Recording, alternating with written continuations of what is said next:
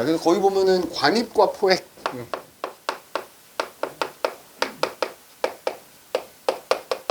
얘는 뭐 그냥 별로 중요하지 않잖아. 뒤에 나온 사실 부정함이, 관입은 말 그대로 뭐야? 이렇게 지층이 있으면, 그지? 지층이 있으면 그 지층을 뚫고 나가는 건 분출이라고 하는 거고, 분출은 아니고 이게 지층과 지층 사이에 층리란 줄무늬가 있고, 하여튼 그 사이로 이렇게 마그마가 어느 정도 이제 뚫고 올라오는 거지. 올라와서 분출까지는 하진 않고 그냥 굳어버리면 이 지층을 뚫고 올라온 거야, 마그마가. 굳으면 이제 소위 말하는 심성암이 되는 거지. 근데 이때 이렇게 관입을 한다 그래. 이렇게 뚫고 올라오면 관입을 했는데 이 층리 사이로 이런 식으로 이제 마그마들이 이렇게 이 층리 면을 따라서 이렇게 이제 퍼져 나갈 수도 있는 거야. 그지? 근데 그거는 우리가 뭐라고 불러? 요거는 이제 관입. 그래서 얘가 이제 만약에 굳어지면 요거는 관입 암상이라고 부르고, 그냥 이렇게 그냥 지층을 위아래로 뚫고 들어온 애는 암맥이라고 표현하는 거고, 요거는 그지? 암맥. 뭐 별거 없다. 관입은 그래서 마그마가 지층을 일부 뚫고 들어간 거를 관입이라고 한다. 그래서 그게 이제 굳어지면 이제 심성암이 되는 건데, 그때 이렇게 지층을 가로지르면서 뚫어내는 암맥이라고 부르는 거고, 이 층리 면을 따라서 이렇게 관입해서 걔가 굳어지면 그거는 암상이라고 부른다. 라는 거. 그 뭐 지구과학 2에서는 뭐 그런 것도 나오지. 그지? 뭐 반정질암 뭐 이런 게 만들어진다 뭐 이렇게. 그러니까 뭐냐면은 우리 심성암은 입자가 컸잖아. 그래서 조립질이라 그랬고, 화산암은 입자가 아니라 세립질이라 그랬잖아. 그럼 이렇게 관입암상은 좀 그 중간쯤 된다 그래서 뭐 반정질암 뭐 이렇게 표현하기도 하는데, 아무튼 그냥 그건 필요 없고, 그래서 관입암상. 그다음 포획암은 뭐냐면은 예를 들어서 마그마가 이렇게 이런 식으로 또 관입해갖고 이렇게 이런 식으로 관입하고, 그럼 이제 여기는 어때? 여기는 기존의 지층을 이루고 있던 퇴적암이 그 주변 마그마에 결국 둘러싸서 갇히게 된 거잖아. 요거를 뭐야? 포획 되었다라고 얘기하는 거고, 그 암석은 이제 포획암이다 이렇게 얘기하겠지. 그럼 사실은 얘는 이 마그마에 둘러싸여서 결국 그 기존 지층에서 떨어져 나온 셈인 거잖아. 그러니까 원래는 퇴적암이었겠지. 근데 떨어져 나와갖고 이렇게 마그마에 갇히면 얘는 뭐가 돼? 변성암이 되겠지. 왜냐면 주변 뜨거운 마그마에 의해서, 열에 의해서 기존 퇴적암 입자가 녹았다가 다시 굳으면서, 하여튼 뭐 그래서 포획암이 된다. 그지? 그래서 왜 그거 물어보지? 포획암은 원래 이 지층을 이루는 암석이었다.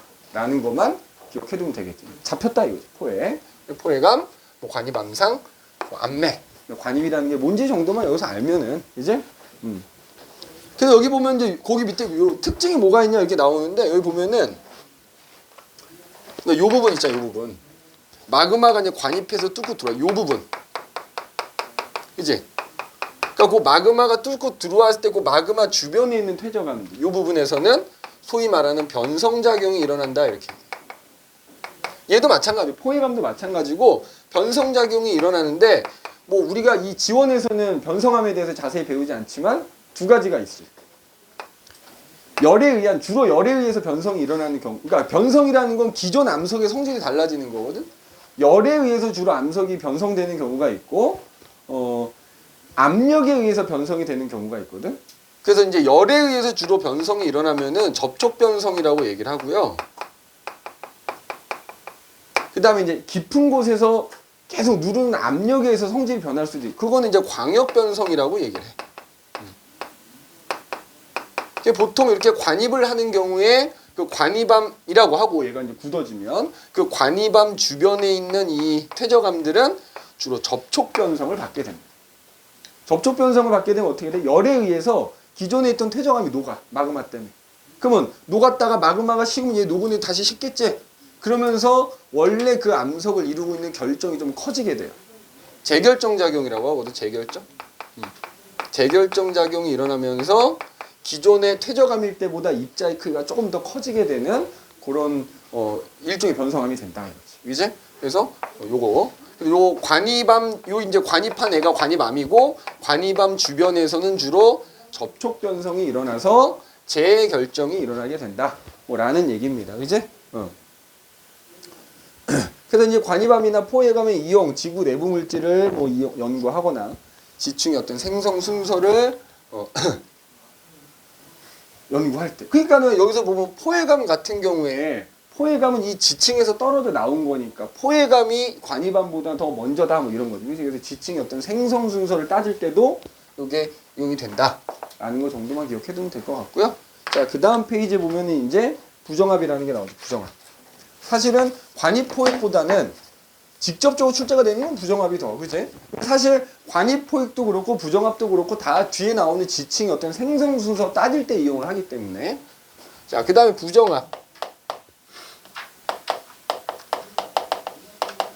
자, 부정합 말 그대로 정합이 아니다 이런 뜻이야. 아니 붙자에, 그지? 정합. 그럼 정합이라는 거 뭐야? 그냥 우리가 어떤 그 퇴적 환경에서 퇴적 물질이 쌓여서 지층이 만들어질 때 그냥 이렇게 뭐 아무런 어떤 변동, 지각 변동 같은 거 일체 받지 않고 그냥 아래쪽에서부터 위로 가면서 차곡차곡 이렇게 지층이 연속적으로 쌓인 지층이 정합이야. 그러니까 그러니까 꼭 이렇게 평행하게 쌓이자. 근데 대부분 평행하게 쌓이게 되지. 뒤에서 이제 나오겠지. 그래서 시간적으로 연속적으로 그냥 아래서부터 위로 쭉 가면서 뭐 입자 뭐 종류만 좀 달라지고 하면서 그냥 쭈루룩 쌓인 거를 우리가 정합이라고 하는 거야. 그러면 정합이 아닌 부정합은 뭐야? 지층이 쌓이다가 불연속적으로 쌓였다는 얘기야. 불연속적으로. 그러니까 두 지층이 있는데 두 지층 사이에 연속적으로 쌓인 지층이 아니라 굉장히 긴 시간 간격이 존재하는 지층. 이게 부정합이야. 그래서 굳이 말로 쓰자면 위아래 지층 사이에 걔는 연속적으로 쌓인 게 아니라 긴 시간 간격. 시간 간격이 나타나는 지층.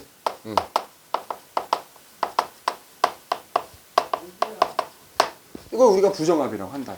이제 부정합. 자, 그런데 부정합도 뭐 단층이나 이런 거와 마찬가지로 뭐 종류 여러 가지가 있어. 일단 자, 평행 부정합이라는 게 있지.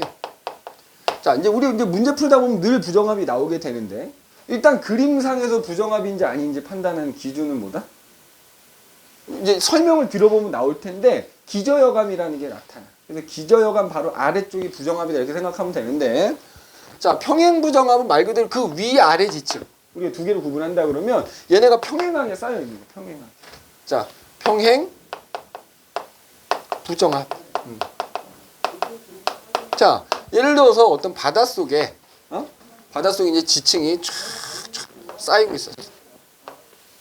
뭐 한 2개 층 정도, 3개 층 정도 이렇게 쌓였다고 칩시다. 입자 뭐 종류나 크기에 따라서. 그런데 여기까지 쌓였는데 우두둥꽝꽝 지각 변동이 일어나는 거. 지각 변동이 일어나면 퇴적물이 못 쌓이죠. 지각 변동이 일어나가지고 예를 들어서 이 바닷속에 쌓였던 지층이 점점 오랜 시간에 걸쳐서 융기를 하는 거야. 융기를 해. 그래서 만약에 그 3개 지층 중에 일부가 이렇게 수면 위로 노출이 됐다고 합시다. 자, 처음에 퇴적이 일어났지. 퇴적이 일어나다가 지각 변동에 의해서 퇴적이 중단이 되고 그 퇴적된 게 이제 융기한다 그랬지. 맞아?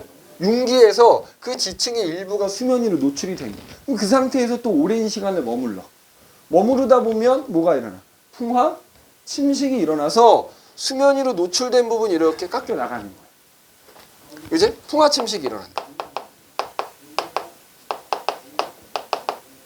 그러더니 이제 다시 또 우르릉꽝꽝 지각 변동이 일어나면서 얘가 수면 아래로 가라앉기 시작하는 거야. 침강이 일어나는 거야.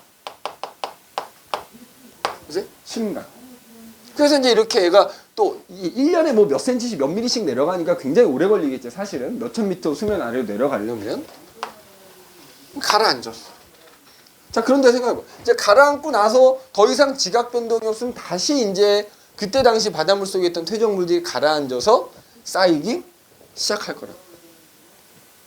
쌓이기 시작할 거라고. 이런 식으로. 맞지? 근데 다시 쌓이려고 할 때 요즘 하얀색하고 초록색이 구분해 놨잖아요. 요 위에는 얘네들이 풍화되고 남은 찌꺼기들이 이렇게 남아있을 거 아니야. 이렇게 남아있을 거 아니야. 그치? 그러면서 이제 위에 초록색 지층이 쌓이기 시작한 거야. 자, 그래서 침강하고 다시 퇴적이 일어나기 시작합니다. 자, 그런데 내가 이게 이제 평행 부정합. 그래서 보면은 위하고 아래의 지층이 서로 평행하지? 이 평행 부정합인데 제일 중요한 거. 마지막에 내가 이 부정합을 관찰한다는 건 뭐지?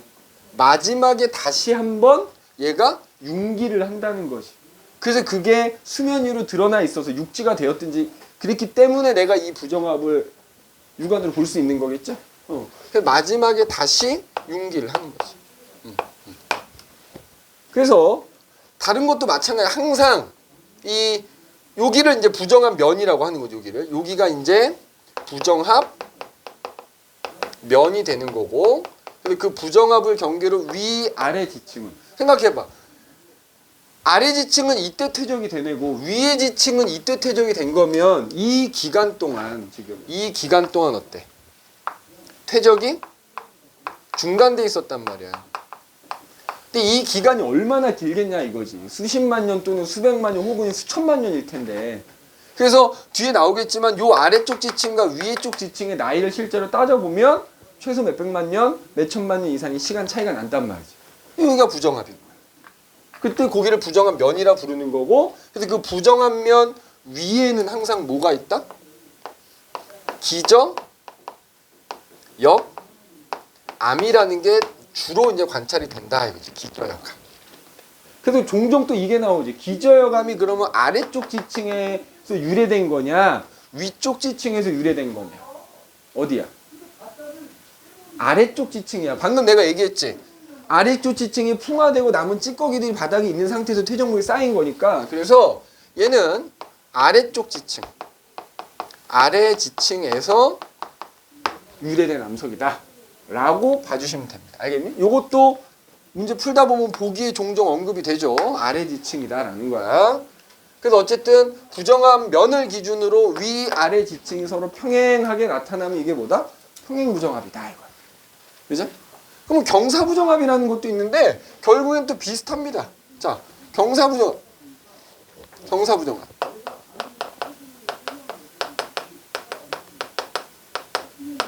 그러니까 얘는 마찬가지로 경사가 나타난다는 얘기지. 그래서 얘네도 되게 쉬워. 얘는 그 방금 얘기했던 부정합 면을 기준으로 했을 때 위나 아래쪽에 습곡이나 단층이라는 지질 구조가 보이면 무조건 경사부정합이라고 생각합니다. 습곡이나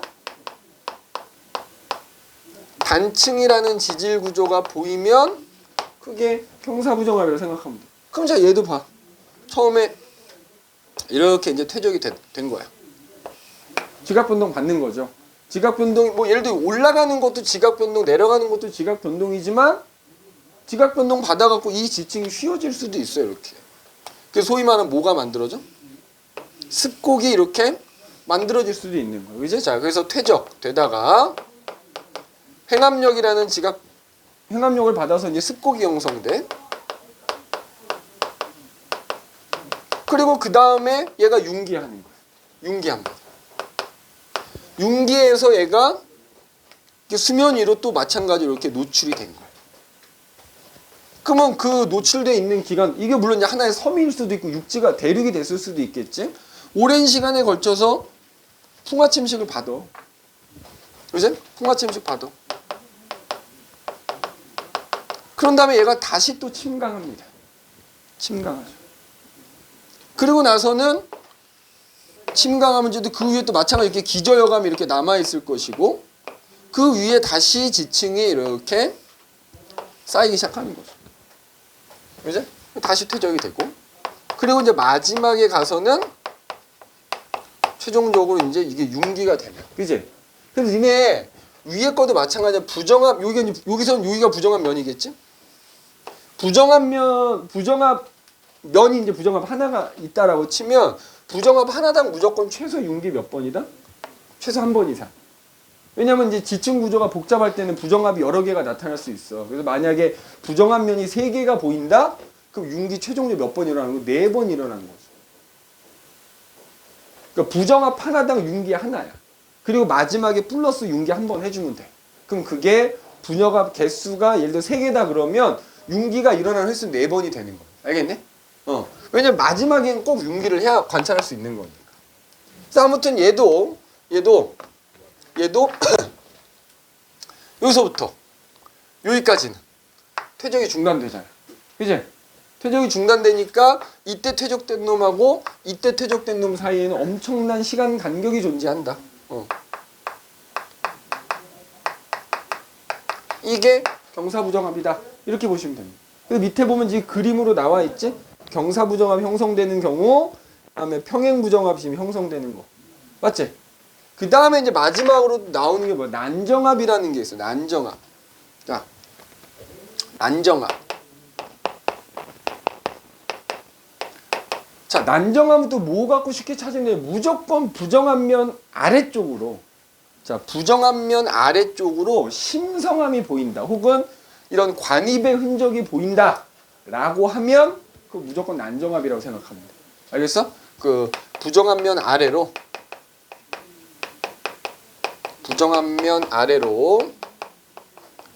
심성함이 나타나든지 아니면 또는 관입함이 있으면 난정합이다 이렇게 생각해 주면 돼. 알겠어? 난정합이다. 물론 이제 여기 얘만 보이지 않고 뭐 거기 습곡도 나타날 수 있고 같은 그런데 무조건 뭐 습곡 단층이 보이면서 관입합이 보인다. 그럼 무조건 난정합이라고 생각해도 된다. 그러니까 얘도 똑같이 기존에 이렇게 이제 퇴적이 일어나. 이렇게 퇴적이 쭉 일어난 거지. 그죠? 그러다가 여기에 뭐가 관입이 일어난 거야. 이런 식으로 관입이 일어났어. 그죠? 자, 이것도 여기다 써볼까? 자, 처음에 퇴적이 일어나다가 어느 정도 지층이 형성이 됐는데 그 지층을 뚫고 관입이 일어난 거지. 관입은 말 그대로 뚫고 나온 건 아니라 그랬다. 그죠? 뚫고 나오는 건 아니야. 그러면은 그리고 나서 이제 얘가 또 융기하는 거죠. 융기해가지고 수면 위로 이렇게 드러난 거야. 그러면 또 오랜 시간에 걸쳐서 뭘 받아? 풍화, 침식을 받겠지? 그리고 또 침강해. 그러면 풍화 침식 받았으니까 여기가 이렇게 잘려 있을 거 아니야, 그지? 그리고 나서 그 위에 이렇게 다시 퇴적이 이렇게 일어나는 거지.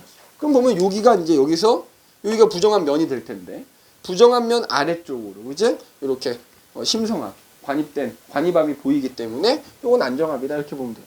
다시 퇴적. 그리고 마지막에 최종적으로 융기 뭐 이렇게 해주면 되겠죠. 그죠? 물론 여기서 이제 되게 단순하게 그렸지만 이러면서 여기 습곡이 나타나고 그 상태에서 또 뚫고 들어왔을 수도 있고 단층이 형성된 이후에 또 뚫고 들어왔을 수도 있는 거예요. 그러니까 그 구조는 상당히 복잡할 수 있다. 어쨌든 힌트는 관입합 또는 심성함이 보이면 그게 난정합이다 이렇게 생각해 주면 되겠다. 그래서 보통은 얘랑 그냥 일반적으로 이렇게 분출한 거랑 또 비교를 많이 해야지. 분출한 거랑. 그러니까 예를 들어서 근데 이것도 이제 결국에 지층이 쌓인 순서 따질 때 이용이 되는데 예를 들어서 이렇게 있는데 만약에 자 이렇게 뭐 이렇게 이런 식으로 관입함이 나타났어. 이 경우랑 그 다음에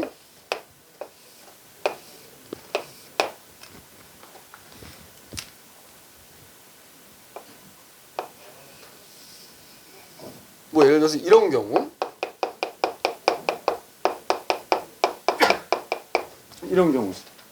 그러니까 얘는 뭐야?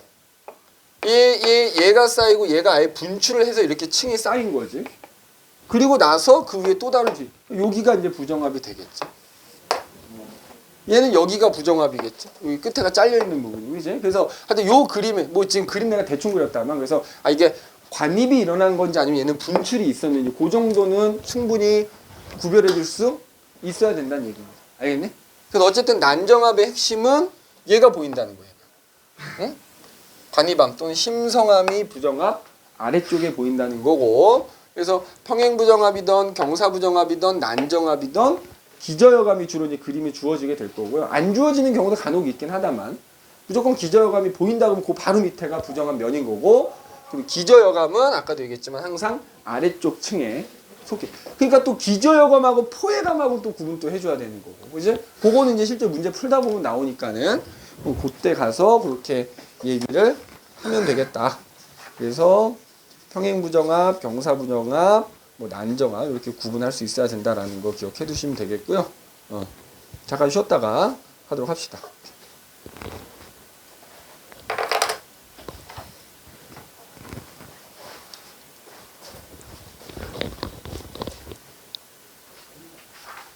그러면 거기 페이지로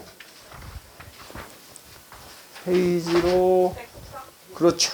그 다음 숙제들은 다 돼 있으니까 거기 펴보도록 합시다. 그죠? 이렇게 각도가 안 맞네요. 자, 지구의 역사 1단원의 마지막 챕터입니다. 1단원의 마지막 챕터여서 여기만 좀 고생해서 넘어가시면, 네 번째 지구의 역사, 말 그대로 지구 역사지. 지구 언제 만들어졌고, 그지? 어떤 암석으로 이루어졌고, 특히 이제 지구 언제 만들어졌는지를 어떻게 알아내? 그리고 그 당시에 뭐 예를 들어서 오래 전에 지구가 언제 만들어졌는지 알아내고, 그럼 그때 당시에 환경은 어떠했고, 뭐 이런 것들을 이제 알아내는 방법인 거죠. 그 두 가지를 이용해요, 사실은. 지층과 화석을 이용한다고. 그래서 그 지층과 화석을 우리가 다른 말로는 지구의 역사를 알려주는 교과서다, 뭐 이렇게 표현하기도 하는데, 그래서 그 중에서 이제 지층에 대한 얘기예요. 지층. 그래서 지구가 만들어진 이후에 지층이 계속 쌓여왔을 테니까 그 지층의 나이를 이제 따지게, 나이.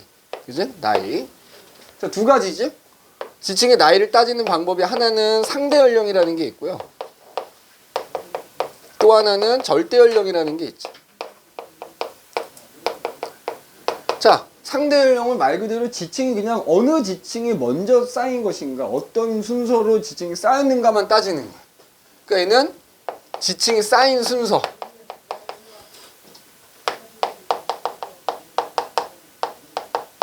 순서만 따지는 게 상대 연령이다, 이렇게 보면. 근데 그 지층이 쌓인 순서는 알 수 있어도 이게 실제로 몇 년 전에 쌓인 건지는 알 수 없죠. 그거를 따지는 건 이제 절대 연령인 거예요. 그래서 이거는 지층의 실제 나이. 그지? 실제 나이 따지는 거는 절대 연령이다. 그럼 지층이 쌓인 순서 어떻게 따지느냐? 그 지층이 쌓인 순서를 파악할 수 있게 기본 법칙이 있단 말이에요. 그게 거기 나오는 지사학 법칙이야. 지사학 법칙. 그지? 지사학 법칙 하고, 그 다음에 이제 그 지층에서 발견되는 어떤 표준화석, 표준화석 같은 화석 같은 걸 이용해서 지층이 누가 먼저 쌓였나를 따지게 되는 거고요. 그 다음에 절대 연령은 실제로 몇 년 전에 쌓이는가를 따져야 되는 거잖아요. 그래서 이게 그 지층에 포함된 방사성 동위 원소를 이용합니다. 방사성 동위 원소를 이용한다. 그래서 요거 이제 하나씩 살펴볼 겁니다. 그래서 첫 번째가 이제 상대 연령. 자, 지사학 법칙이라는 걸 이용해서 그냥 쌓인 순서만 따지는 거라고 그랬잖아요. 그래서 거기 뭐 지사학 5대 법칙이라고도 얘기를 하게 하는데, 자, 그래서 첫 번째 지사학 법칙.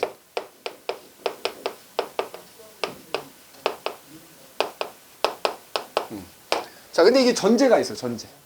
그래서 지금도 어디선가는 지층은 계속 저 깊은 바닷속에서 쌓이고 있을 거 아니야? 과거에도 쌓였을 거예요. 그래서 과거나 현재나 동일한 과정에 의해서 지층은 쌓일 것이다. 동일 과정의 원리라는 게 있어요. 그게 전제야. 자, 그걸 전제로 해서 동일 과정.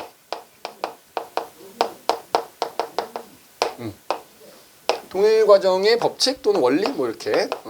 그래서 과거나 현재나 같은 원리에 의해서 지층이 쌓였을 것이다 라는 걸 전제로 이제 우리가 지사학 법칙을 따지는 거야. 그럼 첫 번째 법칙 뭐가 있느냐? 우리 순서대로 갑시다. 그죠? 뭐야? 수평 퇴적의 법칙.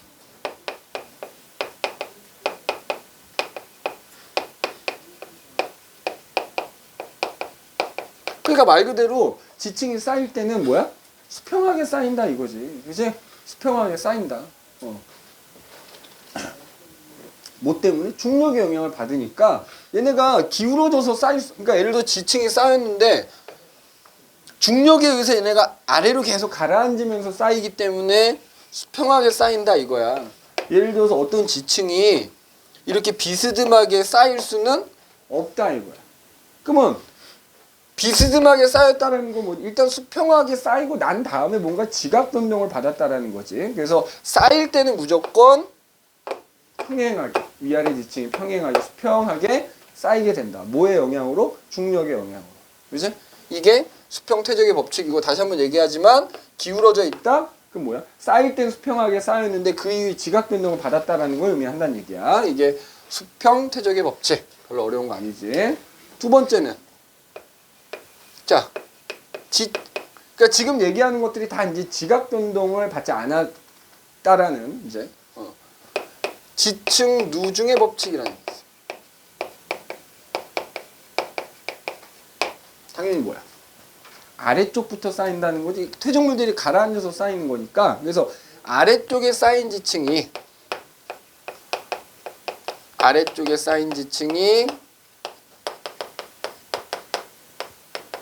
당연히 더 먼저 쌓인 것이다.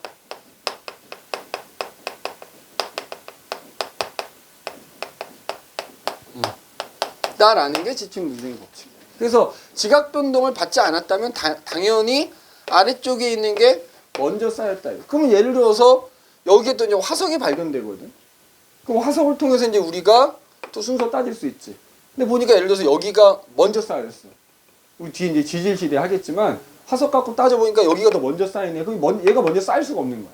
쌓인 건 얘가 먼저 쌓이고 나서 뒤집어진 거다라는 걸 의미한다는 거지. 그래서 기본적으로 쌓일 때는 무조건 아래쪽이 먼저 쌓이기 때문에 아래쪽에 쌓인 게 더 먼저 쌓인 거다. 반대로 위로 갈수록 더 최근에 쌓인 지층이 나오게 된다라고 하는 게 지층 누중의 법칙이다 이 말이지.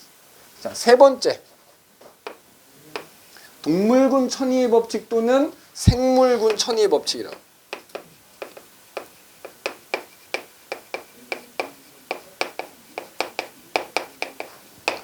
자, 위에서 지층 누중의 법칙. 그래서 아래쪽에부터 이렇게 위로 가면서 순서대로 지층이 쌓이기 때문에 당연히 각각의 지층에서 어떤 생물의 화석이 발견된다고 하면 동일한 같은 종의 어떤 생물 화석이 발견된다고 하면 위로 갈수록 최근에 쌓인 지층이니까 위로 갈수록 더 진화된 생물의 화석이 나온다라고 하는 게 동물군 천위의 법칙입니다. 그지? 그래서 지층의 위로 갈수록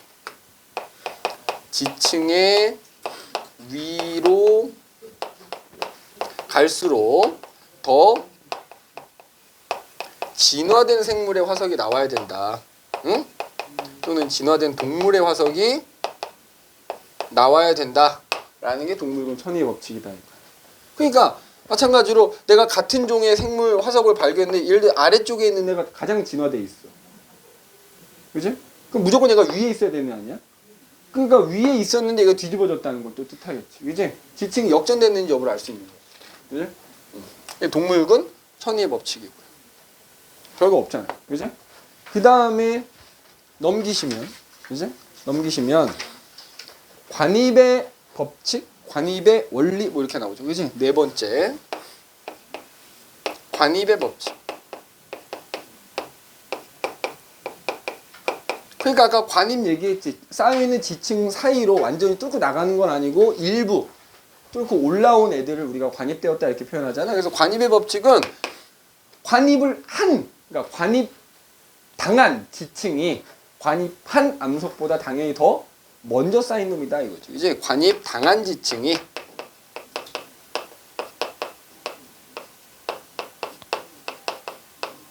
관입한 암석보다 더 먼저 쌓였다. 그러니까 아까도 얘기했지만 이렇게 지층이 이렇게 있으면 만약에 이렇게 관입을 했어. 그래서 이제 관입한 애들이 굳어지면은 심성암이 된다 그랬잖아. 그죠? 이렇게 이제 심성암이 되면 예를 들어서 여기를 A, B, 뭐 C, D라고 하면은 당연히 이 앞에서부터 A, B, C가 쌓이고 그 다음에 맨 마지막에 D가 관입을 한 거다 이 말. 그래서 관입한 암석이 관입당한 애들보다 더 나중 혹은 관입 당한 애들이 관입한 애보다는 먼저 라는 얘기가 이제 바로 관입의 법칙이 되겠다 이거야. 그지? 그 다음에 다섯 번째는 뭐냐면 부정합의 법칙이야. 부정합의 법칙. 아 그리고 여기서 아까도 얘기했지만 관입하고 분출하고는 조금 구분해야 되는 거야. 알겠어? 그러니까 예를 들어서 A, B, C가 있는데 예를 들어서 마그마가 이렇게 분출을 한 거야. 이렇게 분출을 했어. 그지? 그래서 이런 식으로 만약에 이제 분출을 한 거지. 그리고 나서 만약에 여기 이렇게 뭐 지층이 또 이렇게 쌓여져 있다. 그럼 여기서는 얘고 그다음에 얘보다는 얘가 나중인 거지. 그지? 그러니까 얘는 관입이고 얘는 분출을 한 거지. 여기 A, B, C를 분출해 버린 거지. 그러니까 그 위에 쌓인 건 당연히 얘가 먼저고 얘가 나중인 거겠지. 그래서 관입과 분출은 뭐 그렇게 어려운 거 아니니까 구분을 좀 하셔야 되고요. 다섯 번째는 부정합의 법칙.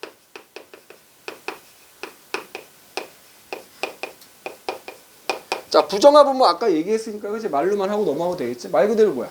부정합을 기준으로 위, 아래 지층 사이에는 뭐가 존재하더라?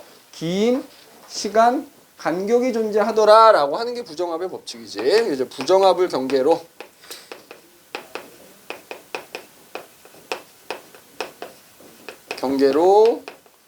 위, 아래 지층 사이에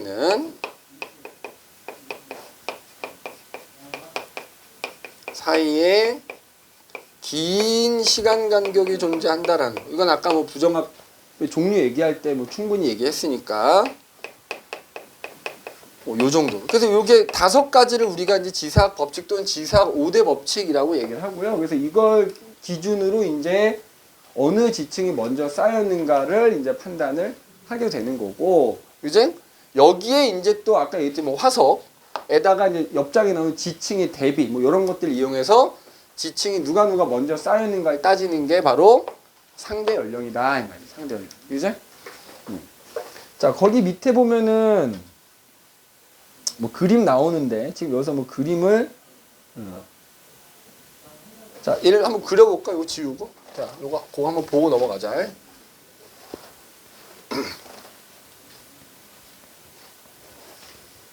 내가 너무 이 설명에 공을 들인 것 같아. 조금 탁탁하고 그죠? 어느 정도 복습은 너희들한테 맡기고. 자 지금 보면은 이렇게 B가 있고 C가 있고 D가 있고 그지? 그 다음에 지금 보면은 이쪽으로 이렇게 A가 이런 식으로 지금 그지? 이런 식으로 이제 이렇게 있는 거야. 그리고 지금 그 위로 뭐가 있냐면 요렇게 요렇게 그지? 요렇게 해서 뭐가 있어? 이 지층이 있고 그지? 그 다음에 그 위로 이렇게 이제 F 지층 이렇게 있는 상태네. 맞지? 자 그러면 지금 봐봐. 아까 우리가 B, C, D를 보면 지금 기울어져 있지. 맞아? 그 다음에 지금 여기 A 보면 여기가 관입을 한 건데 여기가 잘렸지. 그럼 여기가 뭐야? 여기가 이거 일단 부정합이지. 그지? 자, 무슨 부정합이야? 부정합 아래쪽으로 관입한 거 보면 이거 무조건 부정합 중에 난정합이 되는 거지. 맞아?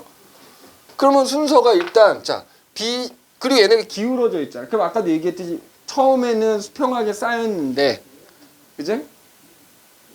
그럼 일단 B가 쌓였어. 근데 지금 B가 지금 얘랑 비교하면 이렇게 기울어져 있지. B가 쌓인 상태에서 기울어진 거야.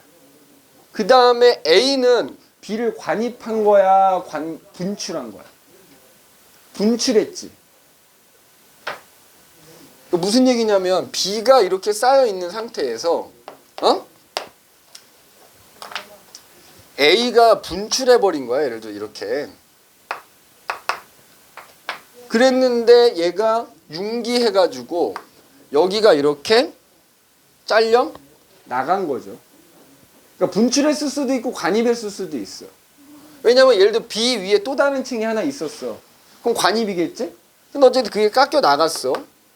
그지? 깎여 나가고 가라앉아서 C, D가 쌓인 거야. 맞지? 자 그럼 봐봐. 이게 그 다음에 지층이 지층이 언제 기울어진 거야 그러면? D까지 쌓인 다음에 기울어진 거야? 그리고 나서 얘가 또 융기한 거지. 그러고 나서 여기에 또 뭐가 생긴 거? 여기 또 부정합이 생긴 거지. 자, 그러면 얘는 지금 무슨 부정합일까? 부정합면 기준은 밑에 기울어진 애들 나타나지. 그럼 이거 무조건 경사부정합이야. 습곡, 단층 혹은 지층이 기울어져 있는 게 나타나면 얘도 부정합은 부정합인데 얘는 경사부정합이 되는 거고 얘는 이제 난정합이 되는 거고 이렇게 되는 거지. 그리고 나서는 이제 이 F순으로 쌓인 거. 그러니까 이게 지금 일일이 설명하진 않았지만 앞에 나왔던 그 지사학의 5대 법칙을 이용해서 지금 우리가 순서를 다 따진 거라. B, A, C, D, E, F순으로 이제 지층이 쌓였다라는 걸 판단할 수가 있는 거죠. 그지? 어. 자, 융기 몇 번 일어났다? 지금 이 그림에서 부정합이 몇 개가 보여? 두 군데가 보이죠? 융기 몇 번? 3번.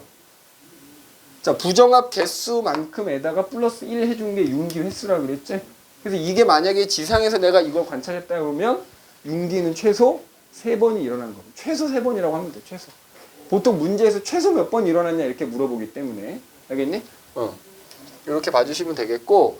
자, 그 다음에 그 옆 페이지 보면 이제 지층의 대비라는 게 나와. 지층의 대비. 그러니까 상대 연령은 사실은 이제 지사학 법칙에다가 지금 얘기한 지층의 대비. 그 다음에 이제 거기서 발견된 화석 이런 것들 이용해서 이제 쌓인 순서 따지는 거란 말이야. 자, 지층의 대비는 말 그대로 지층 서로 떨어져 있는 지층끼리 비교를 하는 거죠. 비교. 대조 비교한다는 얘기야. 근데 이게 두 가지가 있어. 화석에 의한 대비가 있고, 그죠? 암상에 의한 대비가 있고, 이렇게 두 가지가 있어. 자, 암상에 의한 대비.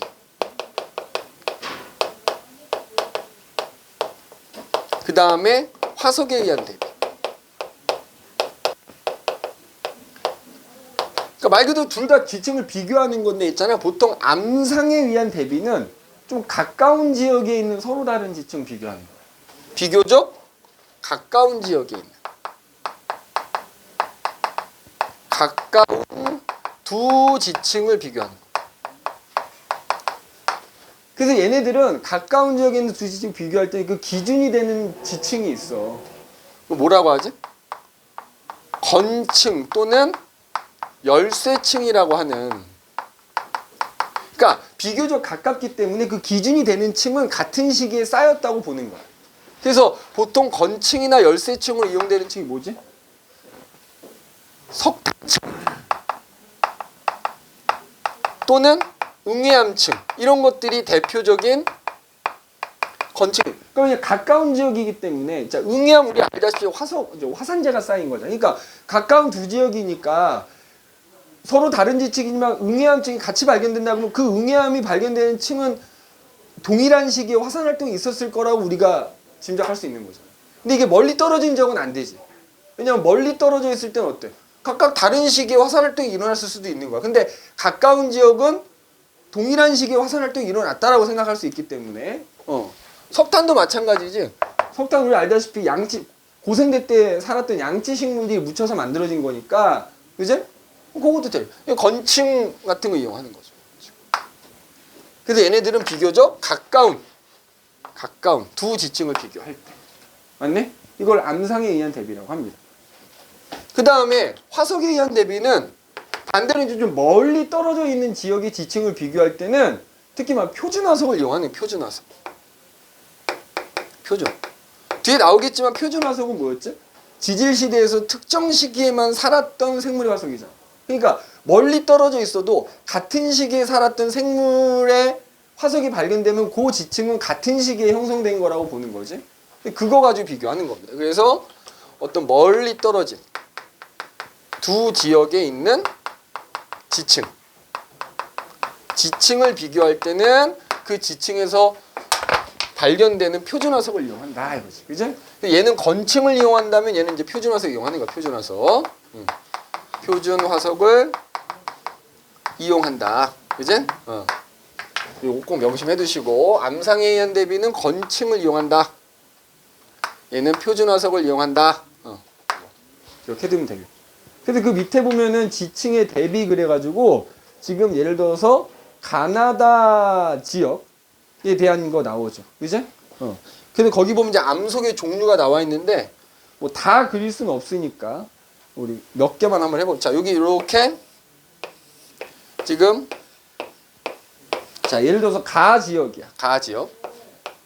가지역을 보니까 지금 위에서부터 뭐 A, B, C, D, E, 그지? 하나 더 그러니까 여기 F 뭐 이렇게 있어. 어? 근데 보니까 지금 A는 무슨 암이야? 이암. B는 사암, 여감, 그지? 그 다음에 D는 석회암, E는 지금 뭐야? 응회암이네 여기, 그지? 응회암. 그 다음에 G는 또 F는 뭐야? 쉐일. 뭐 이렇게 돼 있어. 자, 가하고 좀 비교적 가까운 나지역을 본 거야. 나지역. 나지역을 봤더니 자 마찬가지로 이제 쭉 이렇게 이제 지층들이 쌓여져 있는데 지금 맨 위에 여감이 보이고요, 그지? 그 다음에 석회암이 보이고, 그 다음에 응회암이 보이고, 그 다음이 쉐일이라고, 그 다음이 이암, 사암, 뭐 이런 순이네, 그지? 그럼 만약에 가하고 나가 비교적 가까운 지역이다 그러면 아까 얘기했던 건층 누구야? 응해암층 비교하는 거지. 그럼 여기서도 응해암층, 그러면 요 응해암층은 지금 뭐 쌓여있는 위치는 하지만 같은 시기에 형성이 된 거라고요. 그러면 이때 자 그러면 우리가 이제 그 뭐야 지층 누중의 법칙에 의해서 그 위로 갈수록 이제 나중에 쌓인 애들이니까 그럼 여기서 응해암 위에 있는 석회암하고 여기 있는 이 석회암하고 비교하면 얘가 더 먼저 쌓인 거지. 왜냐면 얘는 응해암보다 아래쪽에 쌓여 있는 애 아니야. 얘는 응해암보다 위에. 얘는 같은 석회암이지만 이 응해암보다 이 석회암은 나중에 쌓인 거고 여기 있는 석회암은 이 응해암보다 훨씬 전에 쌓인 거니까 여기에 있는 석회암이 여기 있는 석회암보다 더 오래된 거구나, 더 먼저 쌓였구나 이렇게 알 수 있다고. 이게 이제 암상에 의한 대비라고 생각해. 같은 암석이 같은 암석의 이론칙이 누가 먼저 쌓였냐? 건층이라는 기준층을 가지고 열쇠층을 가지고 누가 먼저 쌓였는지 판단하는 겁니다. 그죠?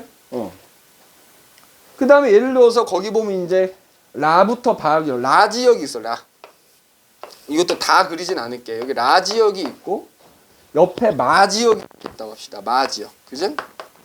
그래서 마찬가지로 이렇게 지층이 쭉 쌓여 있고 여기도 쭉 이렇게 쌓여 있어.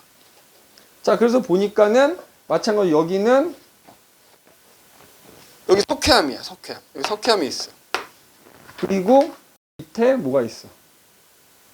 하여튼 뭐가 있고 모르는 거 뭐가 하나 있고 그 다음에 여기 이암층이 이렇게 하나가 있고 그 다음에 여기 석회암층이 또 이렇게 있고 그 다음에 여기 또 이암층 이렇게 있어. 그 다음에 여기 마지역을 보면은 지금 어떻게 돼요? 모르는 거 여기 또 하나 있고 그지? 그 다음에 그 밑에 쉐일층 이렇게 있고 그 다음이 이암층이 하나 있고 그지? 그 다음에 모르는 거 하나 있고 그 다음에 그 밑에 여감층 뭐 이렇게 있어. 근데 보면은 라 지역의 석회암층에서 보니까 예를 들어 삼엽충이 발견됐어. 삼엽충 화석이 발견된 거야. 근데 마 지역에서 보니까 여기서 어디야? 요거 밑에 이제 석회암이 하나 더 있다, 그지? 요거 밑에 이제 여기 석회암이 있는데 여기서 또 삼엽충 화석이. 그러면 같은 암석으로 이루어진 것도 이루어진 거지만 근데 암석 갖고 판단할 수 없죠. 그죠? 그러니까 보니까 같은 시대에 살았던 삼엽층이 여기 그러면 요 두 지층은 암석이 일단 같든 다르든 같은 시기에 생성됐다 보니 만약에 얘네들이 되게 멀리 떨어진 지역이야. 그러면은 마찬가지로 야 여기 있는 이암하고 여기 있는 이암층을 비교해 보면 얘는 우리 알다시피 삼엽층 고생대니까 고생대 전에 쌓인 이암층인데 이 이암층은 고생대 이후에 쌓인 그지? 이암층이다. 그럼 얘가 더 먼저 쌓인 놈이구나 이렇게 알 수 있다. 그래서 멀리 떨어진 두 지역은 이렇게 지층에서 발견되는 표준화석을 가지고 순서를 따져주면 되는 거고 좀 비교적 가까운 지역은 아까 했던 건층이라는 거 이용해서 어떤 층이 먼저 쌓였는가를 판단해주면 되겠다 이거야. 그지? 이게 이제 지층의 대. 그래서 정리하자면 아까 이제 지사학 5대 법칙하고 그 다음에 이제 여기서 화석이라고 썼다면 결국 여기 포함되어 있으니까 지사학 5대 법칙 그 다음에 이런 지층의 대비 이런 것들을 이용해서 어느 지층이 먼저 쌓였는가를 따지는 걸 우리가 상대 연령이다라고 한다라는 거 기억해 두시면 되겠습니다. 근데 중요한 거는 물론 이제 여기서 표준화석이 이제 발견이 되면 대략적으로 연도를 알 수 있긴 하겠다만 정확하게 이 삼엽충이 몇 년 전에 살았던 삼엽충인지는 모르는 거잖아. 그래서 정확하게 지층의 나이를 실제 나이를 이제 따지는 게 바로 절대 연령이다 이거지. 절대 연령. 어? 지층의 실제 나이 따지는 거. 절대 연령. 그래서 이제 아까 얘기했었다만 얘는 이제 지층의 실제 나이 따지는 거고요. 뭐를 이용한다고? 그 지층 속에 포함된 방사성 원소. 방사성 동위 원소에 특히 반감기라는 걸 이용합니다. 반감기. 반감기를 이용해서 그래서 이 반감기라는 걸 뭐 여러 종류의 자 일단 방사성 동위 원소가 뭐야? 우리가 흔히 말하는 원소들은 다 기본적으로 종류는 같지만 질량이 다른 동위 원소들을 가지고 있거든. 근데 그런 동위 원소들은 기본적으로 좀 불안정해. 원자핵이 붕괴되거든. 원자핵이 쪼개지면서 다른 원소로 변해. 그러면서 이제 방사능이 나오는 애들을 방사성 동위 원소라고 한단 말이야. 그래서 원소들마다 대부분 방사성 동위 원소 가지고 있다고 생각하면 되고 우리가 알고 있는 대표적인 방사성 동위 원소가 우라늄 같은 애들이 있는 거야. 우라늄. 그지? 원자력 발전이나 핵폭탄 만들 때 쓰는 우라늄 같은 게 대표적인 방사성 동위 원소 중에 하나인데 얘네들의 특징이 뭐였지? 얘네들마다 반감기가 어떻다? 일정하다. 자, 방사성 동위 원소들마다 반감기가 일단 달라. 반감기가 다르고요. 근데 이제 같은 원소인 경우에는 뭐에는 관계없다? 뭐 주변 환경 이런 거 다 필요 없어. 양에 관계없이 그게 항상 반감기가 일정한 거야. 그러니까 반감기라는 거는 원래 처음 양의 절반으로 줄어드는 데 걸리는 시간이거든. 자, 여기 봐봐.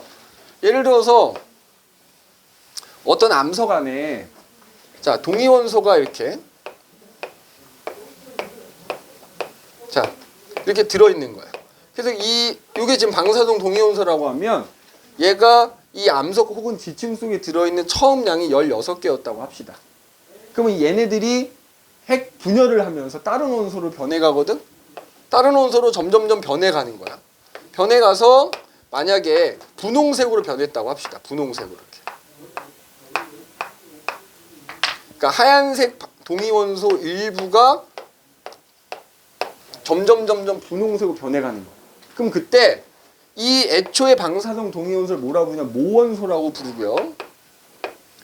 얘가 핵분열 해갖고 분홍색으로 변했지. 그럼 여기서 분홍색에 해당되는 우리가 자원소라고 불러. 그래서 모원소 기준으로 모원소의 처음 양의 자 지금 모원소가 8개고 자원소가 8개 된 거잖아. 그치? 모원소가 지금 16개고 자원소는 없었단 말이야. 모원소의 양이 처음에 절반으로 줄어드는데 걸리는 시간이 반감기인 거야. 그러면 예를 들어서 이게 이제 원소마다 다 다르다 그랬잖아. 짧게는 몇천 년인 애도 있고 길게는 몇십억 년인 애들도 있단 말이야. 뭐 예를 들어 대표적으로 탄소 같은 경우는 한 5,300년 뭐 한 이 정도 돼. 약 5,000년 정도 되거든. 그럼 예를 들어서 5,000년이라고 해보자. 5,000년. 그러면 또 여기서 시간이 지나면 또 변해가요. 또 변해가서 만약에 이 남아있는 모원소가 계속 자원소로 변해가. 그래서 또 변해가지고 이번에는 모원소가 이렇게 4개가 남고 자 이런 식으로 이렇게 변해갔어. 자 그럼 여기 봐봐. 모원소는 처음에 비하면 이제 16개에서 4개가 된 거잖아. 그리고 자원소는 12개가 된 거잖아. 그러니까 또 여기를 기준으로 보면은 얘가 또 처음인 거야. 여기서 여기 될 때 8개에서 4개가 된 거잖아. 맞지? 무조건 처음 양의 절반 될 때 걸리지. 그러면 이것도 5,000년이라는 거야. 양에 관계없이 무조건 원소마다 다르지만 같은 원소라면 양에 관계없이 반감기는 어떻더라? 같더라. 그러니까 내가 만약에 지층 속에 어떤 모원소가 원래 양이 얼만큼이 남아있는지를 알면 반감기 계산할 수 있지. 맞아? 자, 그러니까 이렇게 계산하면 되겠지. 그러니까 만약에 그 모원소가 남아있는 양을 가지고 역추적하는 거지. 그죠? 역추적해서 반감기를 몇 번, 그러니까 일단 반감기가 몇 년인지 알고 있는 상태에서 모원소가 얼만큼 남았는지 알면 반감기 몇 번 지났는지 알 수 있는 거 아니야? 그러니까 결국 그 해당 방사성 원소의 반감기에다가 그 반감기를 거친 횟수를 곱하면 결국 그게 뭐가 나온다? 그 암석의 나이가 나오겠다. 그지? 그지? 그러면 그 암석으로 이루어진 지층의 나이가 나오게 되는 거지. 그지? 해당 원소의 반감기를 알고 반감기가 몇 번 거쳤는지 알면. 그 다음에 니네 문제에서 또 종종 요거 물어보지. 그래서 반감기 거치기 전에는 모원소와 자원소의 비율이 이거였는데 반감기를 한 번 거치게 되면 모원소와 자원소의 비율이 몇 대 몇이 돼? 1대 1이 되고요. 반감기를 두 번 거치게 되면 1대 3이 되고요. 한 번 더 거치면 어떻게 되지? 야, 이 네 개가 또 두 개가 자원소가 됐을 거 아니야. 그러면 전체 16개 중에 두 개, 14개니까 1대 7이 됩니다. 이 비율도 좀 기억해. 문제에 따라서는 비율만 주거든. 1대 3으로 남아있대. 그럼 반감기 몇 번 지났구나? 두 번 지났구나. 1대 7로 남아있대. 모원소, 자원소가. 반감기 3번 지났구나. 이렇게 알 수 있어요. 여기서 반감기 한 번 더 거치면 1대 7이 됩니다. 알겠어? 요게 이제 그래프로 나오기도 하지. 자, 여기 봐봐. 성이 졸립지? 요거만 얘기하고, 그지? 좀 쉽게. 자, 여기가 예를 들어 남아있는 모원소의 양이라고 합시다. 그리고 여기가 시간이라고 하면, 그지? 자, 모원소의 양이 처음에 1이었어. 시간이 지나면 모원소가 이제 2분의 1이 되는 거예요. 쭉 줄어들어. 그래서 남아있는 모원소의 양이 2분의 1이 될 때까지 걸리는 시간. 뭐 예를 들어서 이게 이 그림에서 지금 5,000년이라 그랬잖아. 맞지? 그러면 또 여기를 처음으로 삼아서 이거의 또 절반이면은 처음 양의 4분의 1이 되겠지. 맞아? 그러면 그때까지 되는데 걸리는 시간은 10,000년. 항상 처음 거의 절반 되는데 5,000년 걸리는 거지. 그러면 요 그래프가 모원소의 양을 나타낸 그래프라면 자원소의 양은 어떻게 되겠어? 그러니까 니네 여기 보면 이제 이 남아있는 모원소의 양과 자원소의 양을 합한 건 처음 모원소의 양은 항상 같아야 되거든. 그러니까 우리가 모원소의 양이 1이었다 그러면 몇 년이 지나든지 간에 남아있는 자원소와 남아있는 모원소, 생성된 자원소와 남아있는 모원소의 합은 항상 1이 나와야 되는 거야. 그럼 여기서 처음에는 자원소가 0이었겠지? 5,000년 지나면 2분의 1이 모원소로 줄었으니까 나머지 2분의 1에 해당되는 게 자원소겠지? 자, 그 다음에 자, 여기가 4분의 3 지점이라고 하면은 반감기 한 번 더 지나면 모원소가 4분의 1 남아있을 때 자원소는 나머지 4분의 3이 돼야 되겠지? 그래서 그래프로 이어 그리면 이렇게 된다는 거예요. 이렇게. 맞지? 그래서 어느 시점이든지 간에 남아있는 모원소와 생성된 자원소 합은 1이 처음 양 1이 나와야 된다는 거. 그지? 이 정도만 기억해 두시면 될 것 같다 하는 얘기예요. 그지? 그래서 거기 116쪽 아래쪽에 보면은 요거 반감기 몇 번 거쳤느냐에 따른 모원소와 자원소비 표로 정리가 돼 있고, 그 다음에 117페이지 보시면 그래서 요거 그래프 나와 있죠. 그죠? 그래프 나와 있다. 이렇게 좀 봐주시면 되겠고, 잠깐 쉬었다가 그 밑에 마무리하고 그 다음에 이제 뒤에 화성 얘기, 지질시대 얘기 넘어가도록 합시다.